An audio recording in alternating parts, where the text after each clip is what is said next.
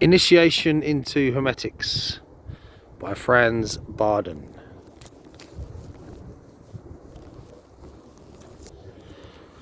Mystery of breathing. Breathing is to be given your very careful consideration. Normally, each living creature is bound to breath, or bound to breathe. There is no life at all without breathing. It is obvious that a magician ought to know more than the mere fact of inhaling oxygen together with nitrogen, which the lungs absorb and exhale as nitrogen. The lungs cannot exist without breathing and food. All we need for our life and what preserves our life, say breathing and food, is tetrapolar, 4 elemental plus the 5th. The vital element, or Akasha principle, as we have said in the theoretical part about the elements.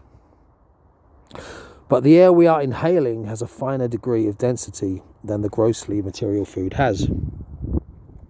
But according to the universal laws, both of them have the same nature, being tetrapolar and serving to keep the body alive. Let us therefore turn to breathing. Oxygen is subject to the fiery element and nitrogen to the element of water. The airy element is the mediating element, and the earth element is that which holds together the oxygen and the nitrogen. The Akasha, or etheric element, is the lawful, causal, or divine principle. Just as in the great universe, the nature, here the elements too have their polarity, the electric as well as the magnetic fluid. By normal or unconscious breathing, the body is supplied only with as much elemental substance as is necessary for its normal preservation. Here also, the supply depends on the consumption of elemental substance. Quite different it is with conscious breathing. If we put a thought, an idea or an image, no matter whether it be concrete or abstract, in the air to be inhaled, it will take in the Akasha principle of the air concerned and convey it through the electric and magnetic fluids to the air substance. This impregnate air substance, when conveyed to the lungs through the blood vessels, will play a double role. In the first place, the material parts of the elements are destined to preserve the body. Secondly, turning the page,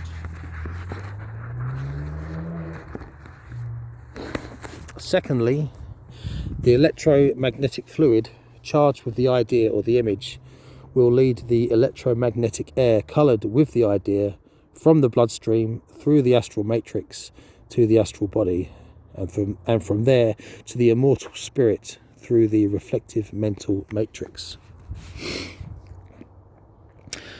And this is the solution of the secret of breathing from the magic point of view.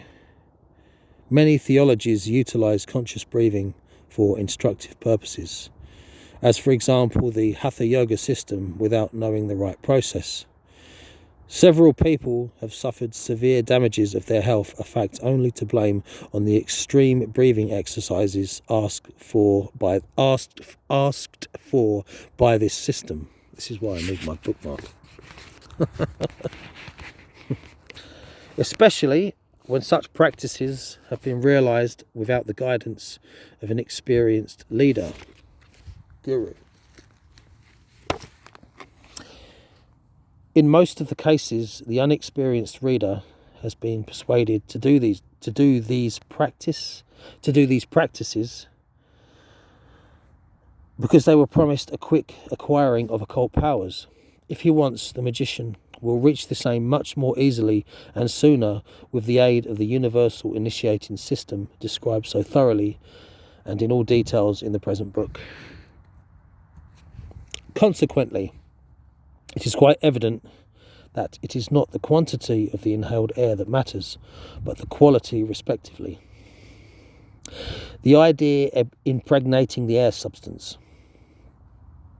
Therefore, it is not necessary nor even advisable to pump the lungs full with a lot of air, putting a needless strain on them. Consequently, you will do your breathing exercises slowly and calmly, without any haste. Sit down comfortably, relax the whole body, and breathe in through the nose.